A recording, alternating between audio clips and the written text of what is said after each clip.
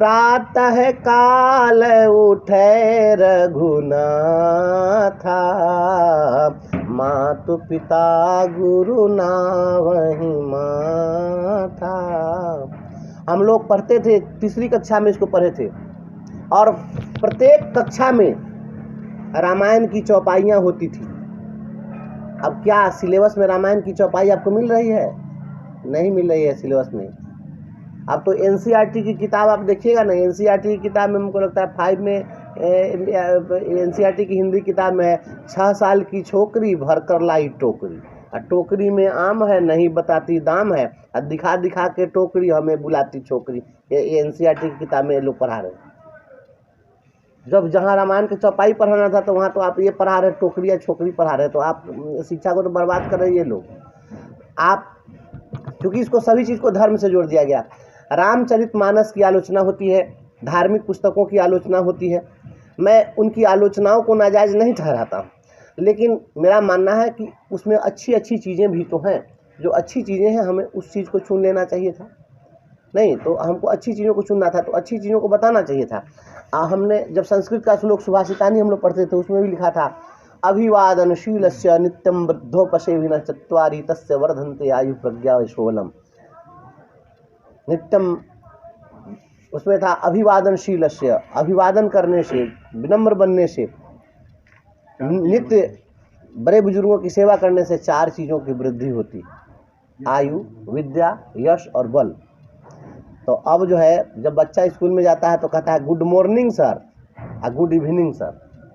नहीं तो टीचर भी गुड मॉर्निंग सर को गुड मॉर्निंग कहा क्या उसका वापस कर देता है कि लो तुम जो दिया सो ले लो। पहले जो जाते थे बच्चे तो जाके पैर छू के प्रणाम करते थे। आप देखिए मेरे विद्यालय में बच्चे हमारे पैर छू कर प्रणाम कर रहे थे कि नहीं कर रहे थे? तो पैर छूकर जब प्रणाम करता है तो हम प्रणाम नहीं बोलते, हम कहते हैं मेरा बेटा खुश रहो, यशस्वी हो, दीर्घायु हो, नाम करो। हम उसके लिए ईश्वर से यह कामना करते हैं। तो ये गुड मॉर्निंग गुड इवनिंग जब तक चलेगा ना तो इसका कोई मतलब नहीं रह जाएगा। आज संस्कृत का श्लोक अब कौन पढ़ रहा है? संस्कृत को लोग उपेक्षित कर दिया है। जो कुछ चीज़ें हैं जो सीखनी चाहिए थी, ये सब चीज़ जो है ना राजनीति के चक्कर में बर्बाद हो गया। अब रामचरितमानस में जितनी अच्छी अच्छी बातें हैं उन चीज़ों को सीखना चाहिए, पढ़ना चाहिए, बच्चों को पढ़ाना चाहिए। सभी धर्मों की शिक्षा देनी चाहिए। ऐसा नहीं है कि यही कुरान में भी कुछ अच्छी बातें हैं, बाइबल में भी अच्छी बातें हैं। तो इन चीज़ों को पढ़ना अधिक से अधिक पढ़ना चाहिए। जब जो कोई पढ़ेगा तभी ना कोई तार्किक बनेगा। पढ़े, अगर लोग पढ़े, पढ़ाना चाहिए। सरकार को भी सिस्टम में बदलाव लाना चाहिए। इन चीज़ों से व्यवहार में परिवर्तन होगा, भावनात्मक विकास होगा। जब ये चीज़ें हम लोग पढ़ेंगे तभी ना भावनात्मक विकास होगा।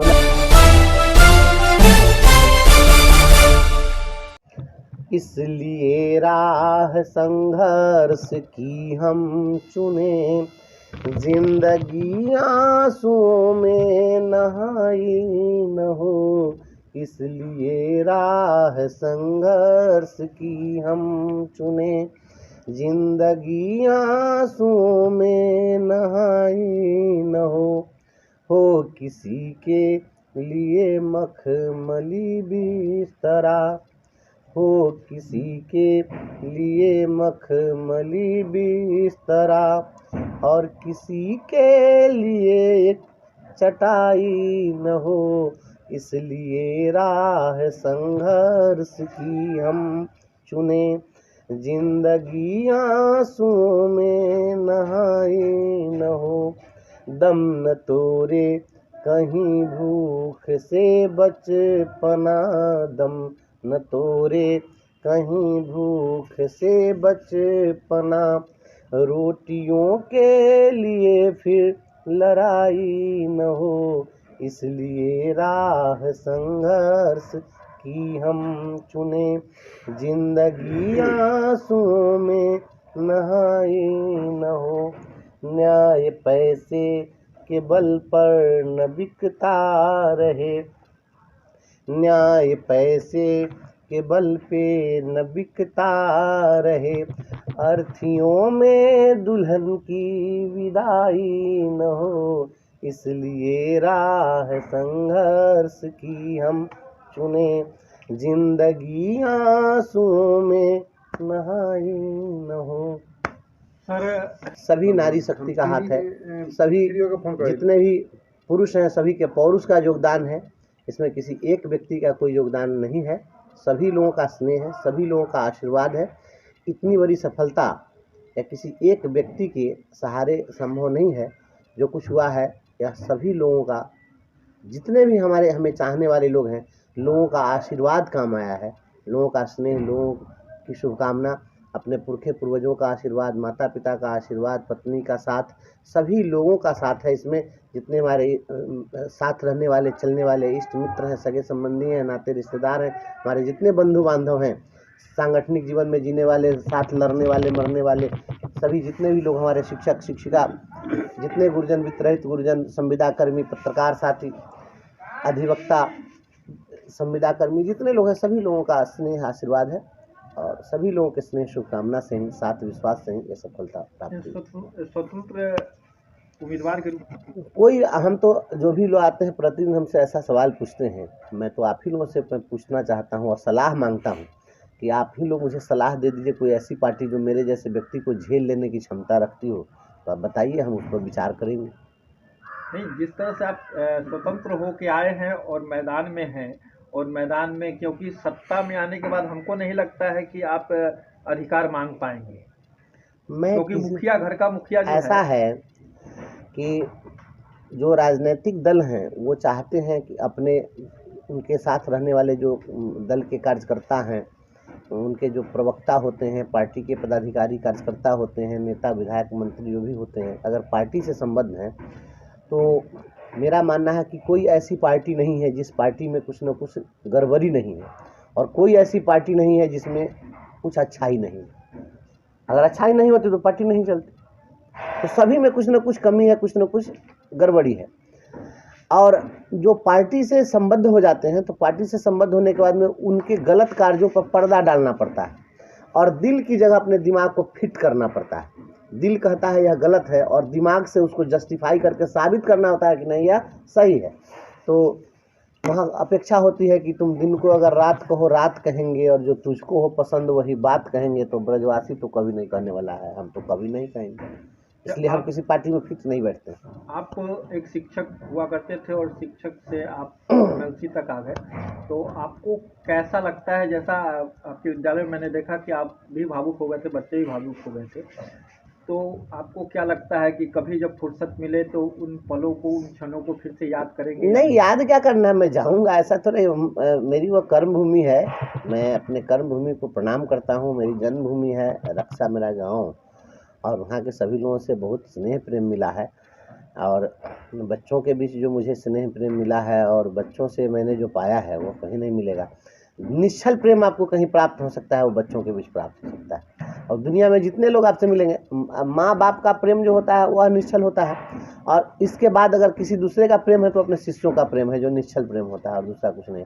दुनिया में जितने लोग होंगे स्वार्थ से आपको जुड़ेंगे, लेकिन बच्चे जो है उसका कोई स्वार्थ नहीं होता। विद्यार्थियों से आप कितना प्रेम करते हैं? विद्यार्थियों से एकदम उसका वर्णन शब्दों में नहीं किया जा सकता है। हम तो अपने स्कूल में देखें, आप गए होंगे तो हमारे बच्चे किस कदर से भावुक होकर सभी रो रहे थे। हम सबको बेटा बेटी की तरह मानते हैं, और बेटा बेटी आपका उतना नहीं करेगा जितना बच्चा करता है स्कूल में। हम सरकारी स्कूल के टीचर हैं श्रीमान। सरकारी स्कूल वैसा स्कूल होता है ना, सारे लोग तो भीड़े रहते हैं सरकारी स्कूल को डिमोरलाइज करने में, तो उसके प्रतिष्ठा हनन में लगे रहते हैं। सरकारी स्कूल का शिक्षक जो अपने बच्चों को पढ़ाता है दिल से ना, उसको भगवान मानता है बच्चा वहाँ का।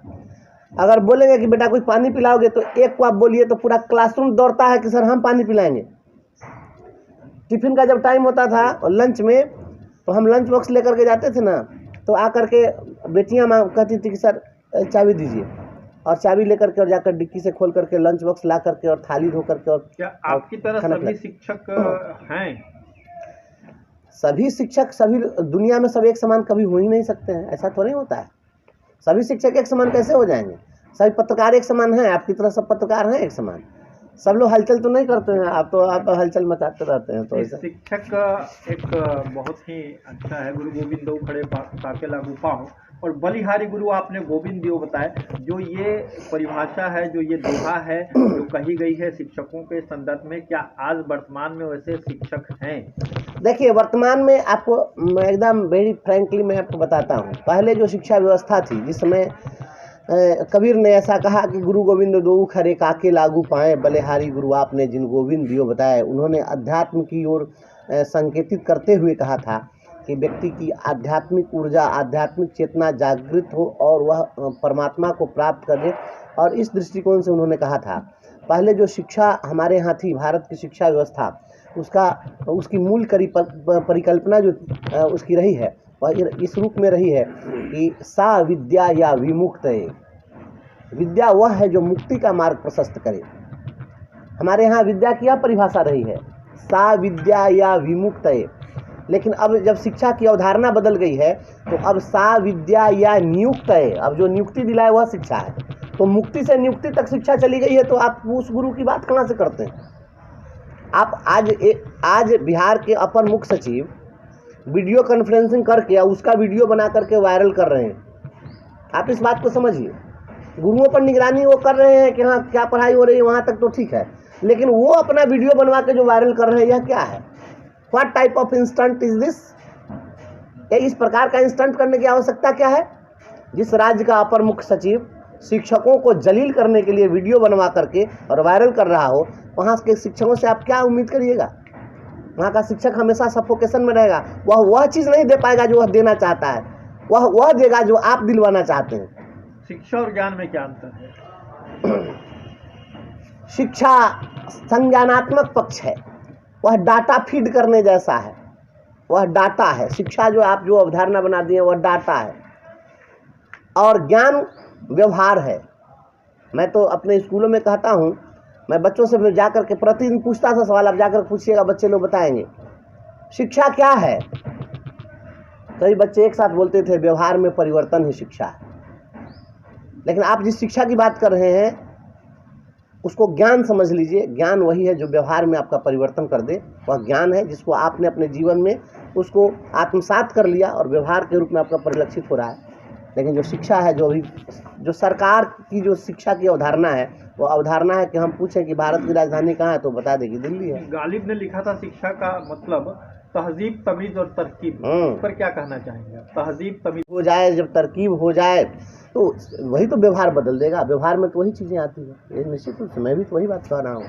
व्यवहार में अगर परिवर्तन नहीं हुआ तो इस शिक्षा का कोई मतलब नहीं रहा। लोग हम अपने सभी गुरुजन से बस यही आग्रह करेंगे, जीवन का ध्येय, जीवन का लक्ष्य, अगर ईश्वर ने हमें शिक्षक बनाया है, सौभाग्य से हम शिक्षक बने हैं। मैं बार बार कहता हूँ, शिक्षक सभी नहीं बन सकते हैं। इस गिरावट के दौर में, आर्थिक जो ये पूंजीवादी दौर है, इसमें हर कोई पैसे की होड़ में है और किसी प्रकार से लोग पैसा कमाना चाहते हैं। उस दौर में आपको बहुत बड़ी जिम्मेवारी ईश्वर ने सौंपी है, और सरकारी स्कूल के हमारे जो शिक्षक हैं उनको तो और बहुत बड़ी जवाबदेही है।